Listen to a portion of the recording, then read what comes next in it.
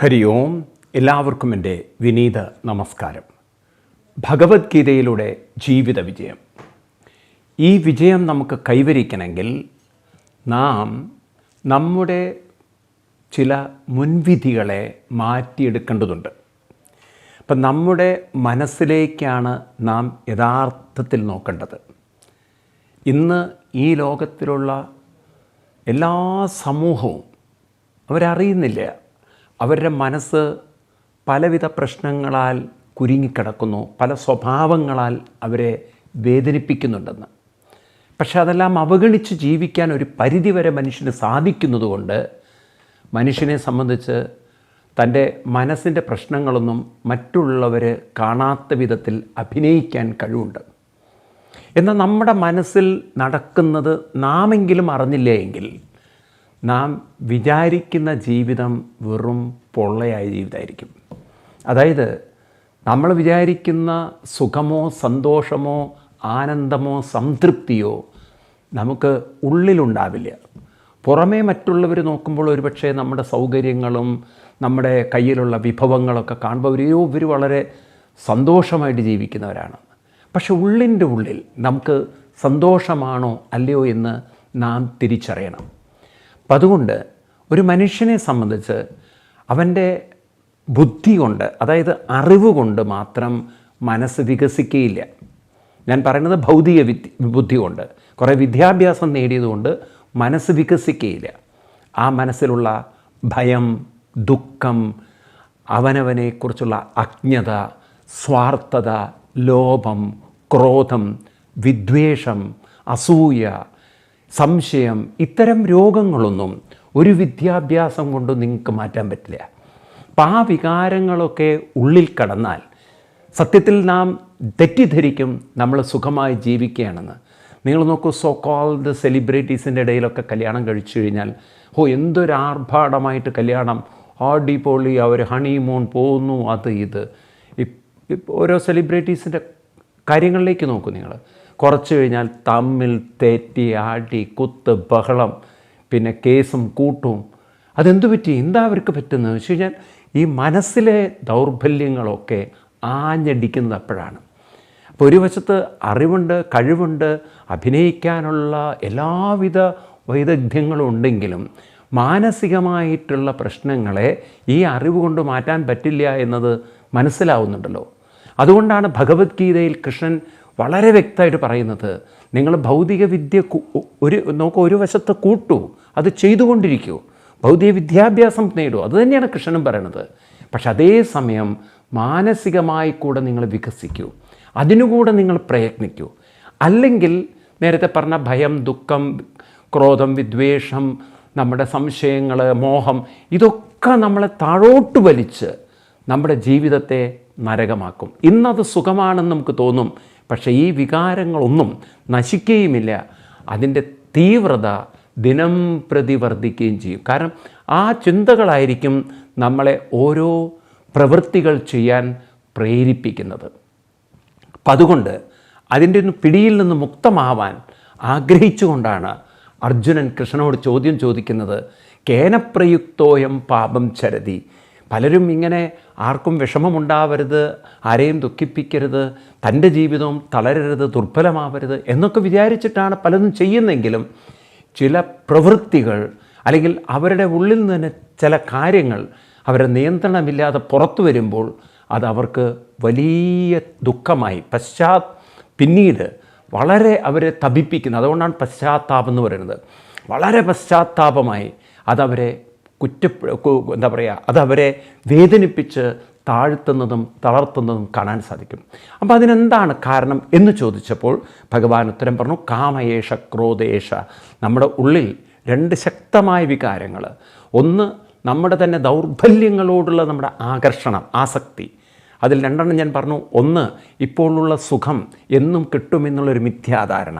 രണ്ട് നമ്മുടെ വിഷമങ്ങളൊക്കെ ഉള്ളിൽ പിടിച്ചു വെച്ച് ആരോടും തുറന്നു പറയാതെ അല്ലെങ്കിൽ വേണ്ടപ്പെട്ടവരോട് പറയാതെ അതൊക്കെ നാളെ ശരിയാവുമെന്നുള്ള മിഥ്യാധാരണയിൽ ജീവിച്ച് അവസാനം ഇതെല്ലാം പൊട്ടിത്തെറിച്ച് ജീവിതം തകർന്നു പോകുന്നതിന് കാരണം ഒരു വശത്ത് കാമവും പിന്നീട് മനുഷ്യന് അമിതമായി കിട്ടുന്ന വിഷമങ്ങൾക്ക് പ്രയാസങ്ങൾക്ക്, നമുക്കത് അസഹനീയമാകുമ്പോൾ ഉണ്ടാകുന്ന പൊട്ടിത്തെറികളും, ആ സമയത്ത് എന്തെല്ലാം ഭാഷകളും പ്രവൃത്തികളും നമ്മൾ ചെയ്യുമെന്നറിയില്ല, അതെല്ലാം നമ്മുടെ ജീവിതത്തെ താളം തെറ്റിക്കും എന്ന് കൃഷ്ണൻ ഓർമ്മിപ്പിക്കുകയാണ്.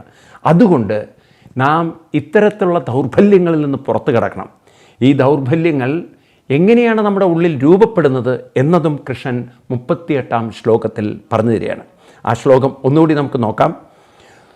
ധൂമേനാവ്രിയതേ വഗ്നി യദാദർശോ മലേന ച യദോൽബേനാവൃതോ ഗർഭം തദാ തേനേദമാവൃതം.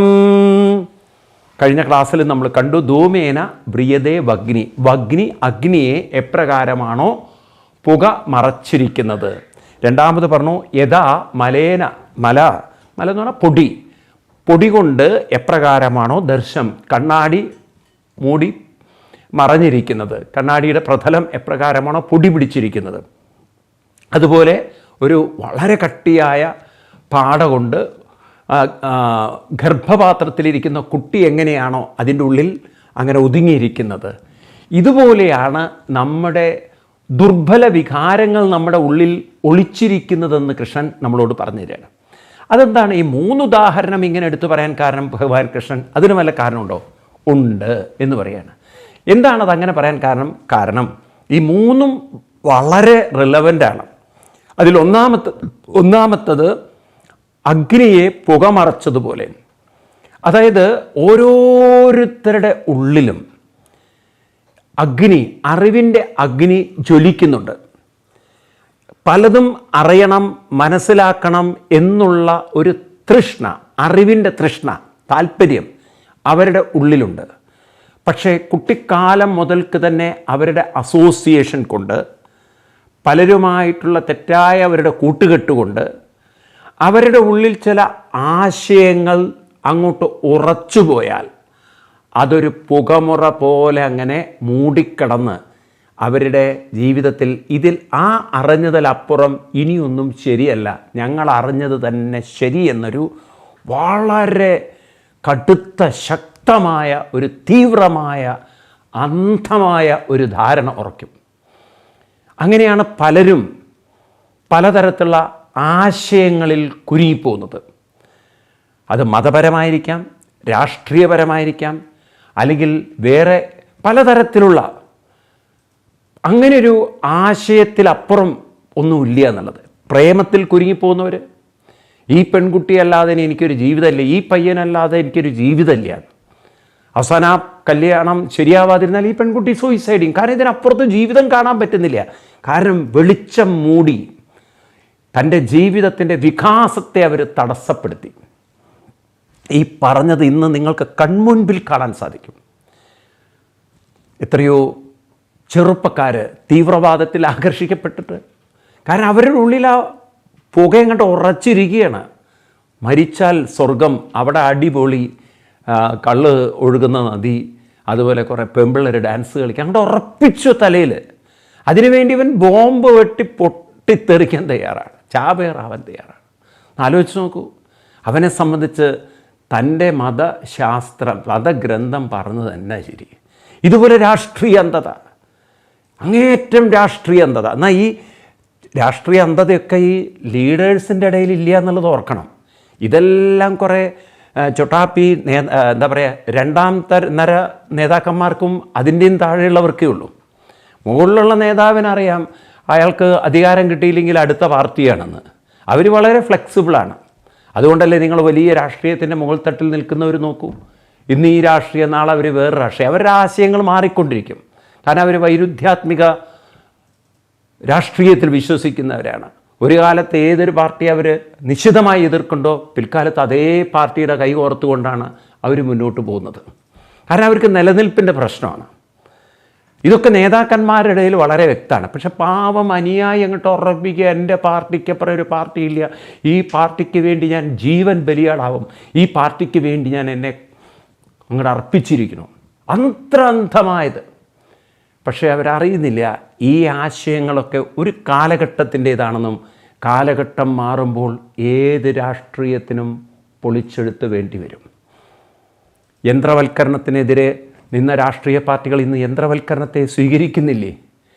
അതുപോലെ തന്നെ സമരങ്ങളും കൊടിപിടുത്തവുമായിട്ട് ഇന്നിപ്പോൾ സമരങ്ങളെ നമ്മൾ ഒഴിവാക്കിയിട്ടില്ലെങ്കിൽ വികസനം പോകും, അത്രയേ ഉള്ളൂ. വികസനം മറ്റ് സ്ഥലങ്ങളിലേക്ക് പോകും. ഇവിടെ സമരം മാത്രമാവും. കേരളത്തിലെ തൊഴിലാളി പ്രസ്ഥാനം പോലെയാണ്. ഒരു സ്ഥാപനം തുടങ്ങിയ തൊഴിലാളി പ്രസ്ഥാനം തുടങ്ങി. സ്ഥാപനം പൂട്ടിയാലും തൊഴിലാളി പ്രസ്ഥാനമുണ്ട്. പക്ഷെ എന്തിനാണ് ആ തൊഴിലാളി പ്രസ്ഥാനം എനിക്ക് മനസ്സിലാവില്ല. കാരണം സ്ഥാപനമേ ഇല്ല, പിന്നെന്ത് തൊഴിലാളി പ്രസ്ഥാനം? ഇത് പണ്ടൊരു തമാശ പറഞ്ഞ പോലെയാണ്. ഒരു 3 ചെറുപ്പക്കാരിങ്ങനെ വഴി പണ്ടൊക്കെ ഇങ്ങനെ ഈ റോഡ് സൈഡിൽ അവിടെ ഇവിടേക്ക് ഇരുന്ന്, അല്ലെങ്കിൽ കടകളിലിരുന്ന്, അല്ലെങ്കിൽ അമ്പലപ്പറമ്പിൽ ആലിൻചുവട്ടിലൊക്കെ ഇരുന്ന് ഇങ്ങനെ തമാശകളൊക്കെ പറയും, ഓരോ നാട്ടു വിശേഷങ്ങൾ. അപ്പോൾ അന്നത്തെ ഒരു വിഷയം സ്ത്രീകളെക്കുറിച്ചാണ്, അവരുടെ സ്വഭാവത്തെക്കുറിച്ച്, മക്കളുടെ അമ്മമാരുടെയൊക്കെ സ്വഭാവത്തെക്കുറിച്ച് എങ്ങനെ ഒരു ടോപ്പിക്ക് വന്നു. പൊരുത്തം പറഞ്ഞു, നിങ്ങൾക്ക് അറിയാത്തതുകൊണ്ടാണ് എൻ്റെ വീടിൻ്റെ തെക്കേ ഭാഗത്തൊരു ഭാനുമതി ടീച്ചറുണ്ടല്ലോ, അവരെ മകളും ടീച്ചറാണ്. ഈ ഭാനുമതി ടീച്ചർ നല്ല ഹിന്ദി ടീച്ചറാണ്, മകളും അതുപോലെ ഹിന്ദി. ആ ടീച്ചറും മകളും ഒരേ രീതിയിലാണ് ക്ലാസ് എടുക്കുക എന്ന് പറഞ്ഞ് അങ്ങനെ അങ്ങോട്ട് പുകഴ്ത്തി പറഞ്ഞപ്പം അടുത്ത വീട്ടിലെ ആൾ പറഞ്ഞു, ശരിയാട്ടോ, ഈ സ്ത്രീകൾക്ക് എങ്ങനെയാണ് അവരുടെ അമ്മമാരുടെ അടുത്ത് നിന്ന് ആ പാരമ്പര്യം കിട്ടണമെന്ന്. ഞങ്ങളുടെ വീട്ടിൻ്റെ അപ്പുറത്തൊരു കാത്യായനിയമ്മുണ്ട്, അയ്യോ വായെടുത്ത നുണയെ പറയുള്ളൂ. അവരെ മകളാണ് ഈ കല്ല് വെച്ച നുണ എന്ന് പറഞ്ഞ നുണ. ഇങ്ങനെ പരദൂഷണവും നുണയും പറഞ്ഞ് പഠിപ്പിക്കുക, രണ്ടും ഒരേ നാണയത്തിൻ്റെ 2 വശം എന്നൊക്കെ പറഞ്ഞാൽ അങ്ങനെ പറയുമ്പം മൂന്നാമത്തെ ഒരു ടോപ്പിക്കൊന്നുമില്ല. ഇപ്പം മൂന്നാമത്തവൻ പറഞ്ഞു, നിങ്ങൾ പറഞ്ഞ തീർത്തും ശരിയാണ്, എങ്ങനെയാണോ അമ്മ അതുപോലെ തന്നെ മകൾ. ഞങ്ങളുടെ വീട്ടിൻ്റെ തൊട്ടടുത്തുണ്ട് ഒരു ശാരദ എന്ന് പറഞ്ഞ സ്ത്രീ, അതേപോലെ തന്നെ അവരെ മകളും. കാരണം അമ്മയും പ്രസവിച്ചിട്ടില്ല, ഇതുവരെ മകളും പ്രസവിച്ചിട്ടില്ല. കുറച്ച് കഴിഞ്ഞപ്പോഴാണ് മറ്റവർക്ക് കത്തിയത്, അമ്മ തന്നെ പ്രസവിച്ചിട്ടില്ല, പിന്നെ മകൾ ഉണ്ടാവുമോ എന്നുള്ളത്. അപ്പോൾ അമ്മയും പ്രസവിച്ചിട്ടില്ല, മകളും പ്രസവിച്ചിട്ടില്ല, എന്നാൽ അമ്മയുടെ അതേ സ്വഭാവം മകൾക്കും എന്ന് പറഞ്ഞ പോലെയാണ് ഈ രാഷ്ട്രീയക്കാരുടെയൊക്കെ കുറേ കഴിഞ്ഞുള്ള അവസ്ഥ. ഇന്ന് പറയുന്നതല്ല അവർ നാളെ. കാരണം അവർക്ക് നിലനിൽപ്പിന് അതേ പറ്റുള്ളൂ. ഇന്ന് ഈ കൃഷ്ണൻ പറഞ്ഞ വളരെ സത്യമല്ലേ. നമ്മൾ കാലഘട്ടത്തിനനുസരിച്ച് പോകുമ്പോൾ മാറ്റങ്ങൾ വരുത്തിയിട്ടില്ല എങ്കിൽ നമ്മൾ പുറകോട്ട് പോകുക. കേരളത്തിനൊക്കെ പറ്റുന്ന അവസ്ഥയാണത്.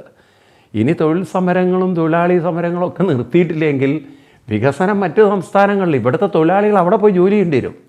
ഈ ഗൾഫിലൊക്കെ ജോലി ചെയ്യുന്നവരോടൊക്കെ എനിക്ക് ചോദിക്കാനുള്ളത്, നിങ്ങൾ എത്ര സമരം ചെയ്തിട്ടുണ്ട്, അവിടെ കൊടി പിടിച്ചിട്ടുണ്ടോ ഒന്ന് പറഞ്ഞു തരൂ. നിങ്ങൾ മറ്റ് സംസ്ഥാനങ്ങളിലൊക്കെ ജോലി ചെയ്തവർ എത്ര കൊടി പിടിച്ചിട്ടുണ്ട്? ഈ കേരളത്തിൽ പിടിച്ചത്ര പിടിച്ചിട്ടുണ്ടോ അവിടെ? നിങ്ങളൊന്ന് അമേരിക്കയിലോ നിങ്ങളുടെ മക്കളെയൊക്കെ ഒന്ന് പറഞ്ഞേക്കും, വിദേശ രാജ്യങ്ങളിൽ അങ്ങോട്ട് പോകാനാണല്ലോ ഇപ്പോൾ ശ്രമിക്കുന്നത് പലരും. എന്നിട്ട് ചോദിക്കുക എത്ര കൊടി പിടിച്ചിട്ടുണ്ടെന്ന്.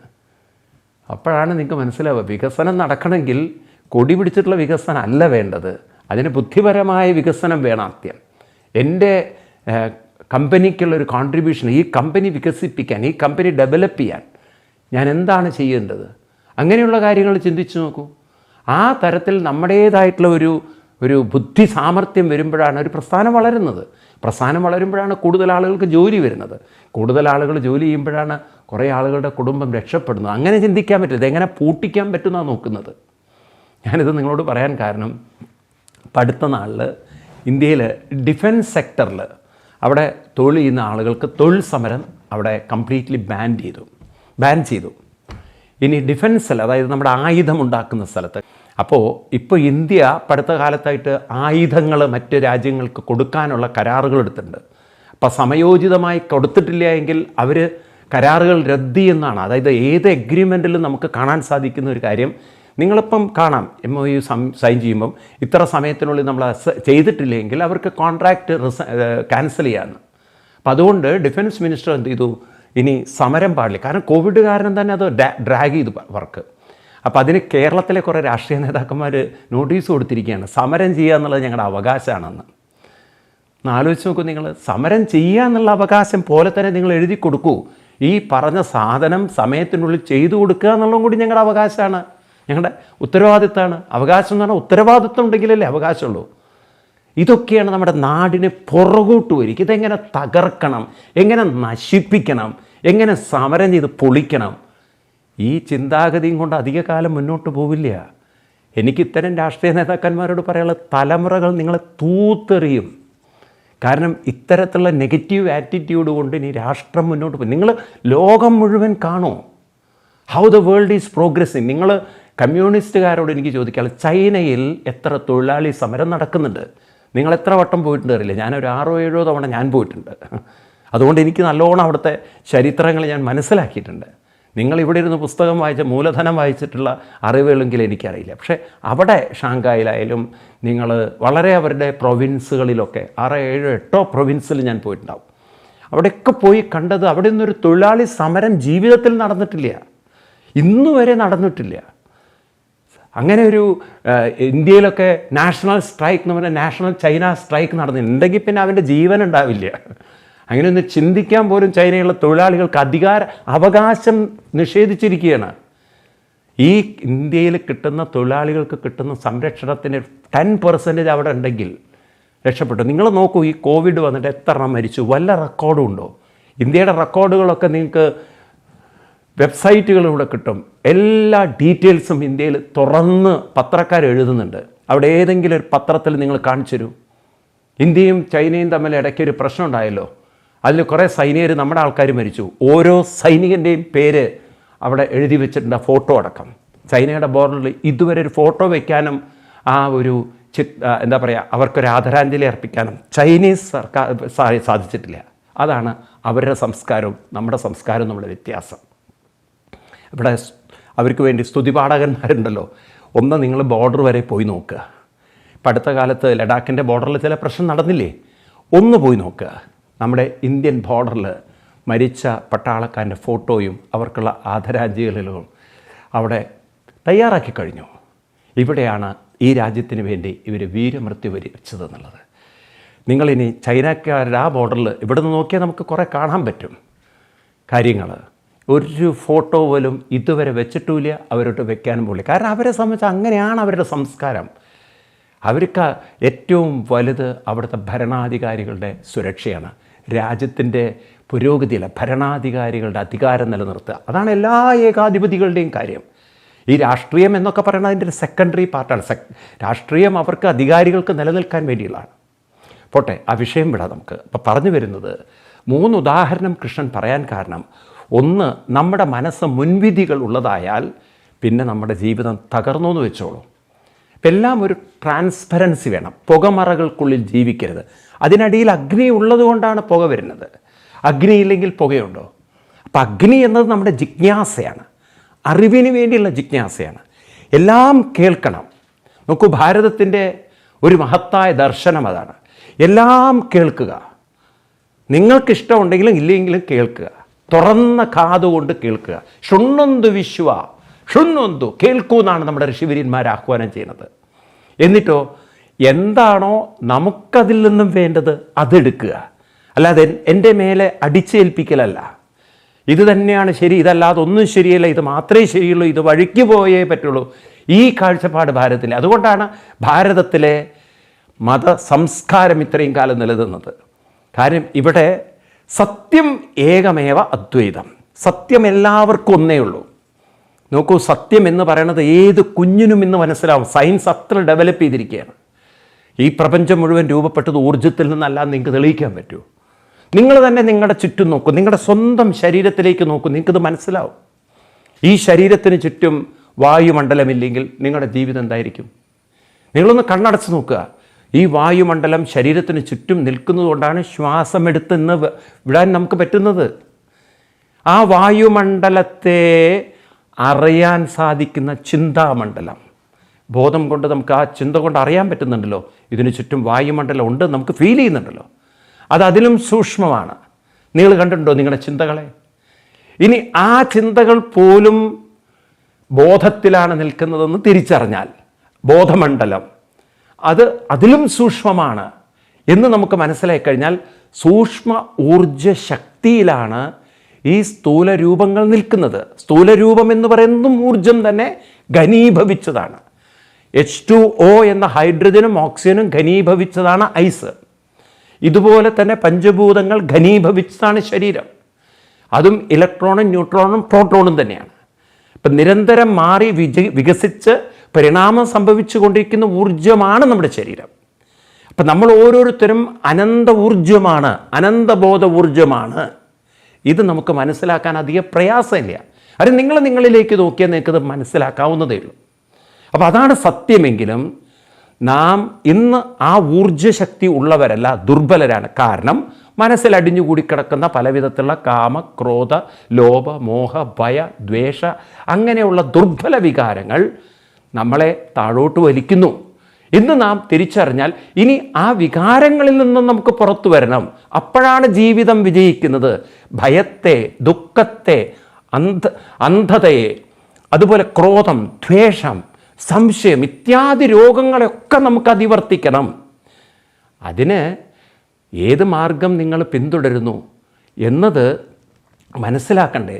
ഒരു മതത്തിലൂടെ മാത്രം നിങ്ങൾക്ക് അങ്ങോട്ട് മുന്നോട്ട് പോകാൻ പറ്റിയാൽ നിങ്ങൾ സ്വർഗത്തിലെത്തുന്നൊക്കെ വിചാരിച്ച് അന്ധതയാണത്, മഹാന്ധതയാണ്. അതാണ് അന്ധവിശ്വാസം.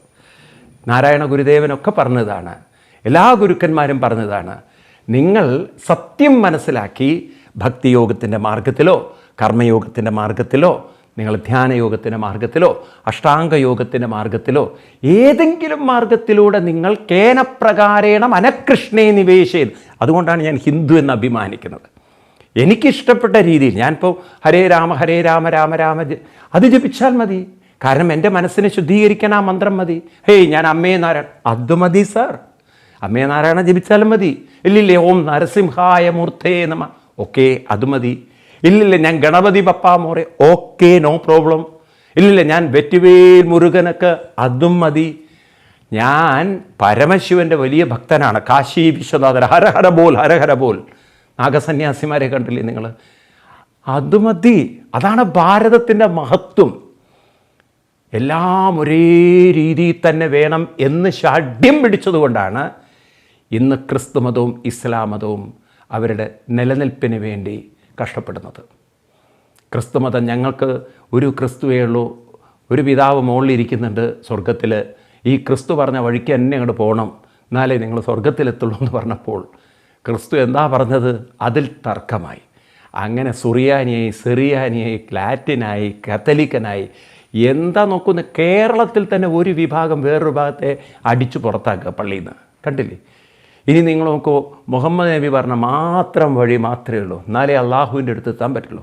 അള്ളാഹുവിൻ്റെ അടുത്തെത്തല്ല, അള്ളാഹു തരുന്ന എല്ലാ ഗിഫ്റ്റുകളും നമുക്ക് വാങ്ങിച്ച് സ്വർഗത്തിൽ അടിച്ചുപൊളി ജീവിക്കാൻ പറ്റുള്ളൂ. അപ്പോൾ ഈ നബി പറഞ്ഞതിൽ പ്രശ്നമായി.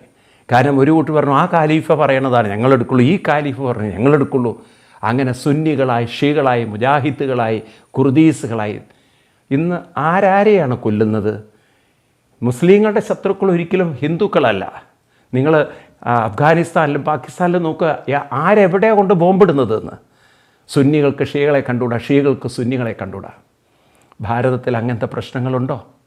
ഭാരതത്തെ സംബന്ധിച്ച് എല്ലാം ഉൾക്കൊണ്ട് നിങ്ങൾ ശക്തിയെ ഉപാസിക്കുന്നവരാണ്, ശരി, ശിവനെ ഉപാസിക്കുന്ന ശരി, കൃഷ്ണനെ ശരി, ഇന്നതെന്നല്ല എല്ലാം ഉൾക്കൊള്ളാൻ പറ്റുന്ന, കാരണം എല്ലാ വഴികളും എത്തിക്കുന്നത് ഒരേ സത്യത്തിലേക്ക്. ഏകം സത്വിപ്രാ ബഹുധാ വദന്തി. അപ്പോൾ അത് തുറന്ന് മനസ്സിലാക്കിയാലല്ലേ നമുക്ക് ഓരോ വിഭാഗത്തെയും ഉൾക്കൊള്ളാൻ പറ്റുള്ളൂ. അതുകൊണ്ടാണ് ഇവിടെ മുസ്ലിങ്ങളെ ഉൾക്കൊള്ളാൻ ഭാരതീയർക്ക് പറ്റിയത്. ഇതാണ് മതേതരത്വം, ഉൾക്കൊള്ളാനുള്ള കഴിവാണ്. എന്നാൽ ഒരു ഇസ്ലാം രാഷ്ട്രത്തിന് ഉൾക്കൊള്ളാനുള്ള കഴിവില്ല, കാരണം അവരുടെ മാർഗം മാത്രം ശരി. അതെങ്ങനെയാണ് ശരി? അങ്ങനെയാണെങ്കിൽ ഈ ലോകം മുഴുവൻ തകർന്ന് തരിപ്പണായി പോവും. എന്നും ഇഡലി മാത്രം കഴിക്കുന്നത് ശരി, മടുത്തുപോകും മനുഷ്യന്. ഒരു എന്താ പറയുക, എഡ്യൂക്കേഷൻ മാത്രം ശരി, അതായത് ഈ സബ്ജക്റ്റ് മാത്രമേ പഠിക്കുക, വേറെ ഒന്നും പഠിക്കരുത്. അത് എങ്ങനെ ശരിയാവും? കലകൾ ശരിയല്ല, സംഗീതം പാടില്ല. ഇവിടെ ആകെ എന്താ പറയുക, ചില മതഗ്രന്ഥത്തിൽ പറഞ്ഞിരിക്കുന്ന ആയുധം പഠിക്കൽ മാത്രമേ ഉള്ളൂ അത്രേ കല എന്ന് പറയുന്നത്. അതൊക്കെ പല പ്രാകൃത ലോകത്തിൻ്റെയാണത്. ആധുനിക ലോകത്തിൽ കലകളും സംഗീതവും നൃത്തവും വാദ്യവും ഒക്കെ വേണം, വികസിക്കലാണ് നമുക്ക് ആവശ്യം. ഇതാണ് ഭാരതത്തിൻ്റെ മഹത്വം. അതുകൊണ്ട് പുകയ്ക്കുള്ളിൽ ജീവിക്കരുത്, പുക ഉണ്ടായതിൻ്റെ പിന്നിലുള്ള അഗ്നിയുടെ കൂടെ ജീവിക്കൂ. അതാണ് കൃഷ്ണൻ തരുന്ന ഒന്നാമത്തെ സന്ദേശം. അഗ്നി ജിജ്ഞാസയാണ്, അഗ്നി വികാസമാണ്, അഗ്നി പ്രകാശമാണ്. അപ്പം നാം കേൾക്കണം, മനസ്സിലാക്കണം, തുറന്ന മനസ്സോടുകൂടി കാര്യങ്ങൾ നോക്കണം. അപ്പോഴാണ് നമുക്ക് യാഥാർത്ഥ്യം മനസ്സിലാവുക. ഒരേ സത്യം, ആ സത്യത്തിലേക്ക് എത്താൻ പലവിധ മാർഗങ്ങൾ. അതിനാണ് നമ്മൾ നമ്മുടെ മാർഗത്തെ നമുക്ക് ഉൾക്കൊള്ളാൻ പറ്റുന്ന, നമുക്ക് പ്രാക്ടീസ് ചെയ്യാൻ പറ്റുന്ന മാർഗത്തെ തിരഞ്ഞെടുത്ത് ആ മാർഗത്തിലൂടെ പോയി ലക്ഷ്യത്തിലേക്ക് എത്തുക. അതല്ലേ ശരി? ഏതായാലും നമുക്ക് കൂടുതൽ ഡീറ്റെയിൽ ആയിട്ട് അടുത്ത ക്ലാസ്സിൽ നോക്കാം. അതുവരെ എല്ലാവർക്കും നന്ദി, നമസ്കാരം, പ്രണാം, ഹരി ഓം.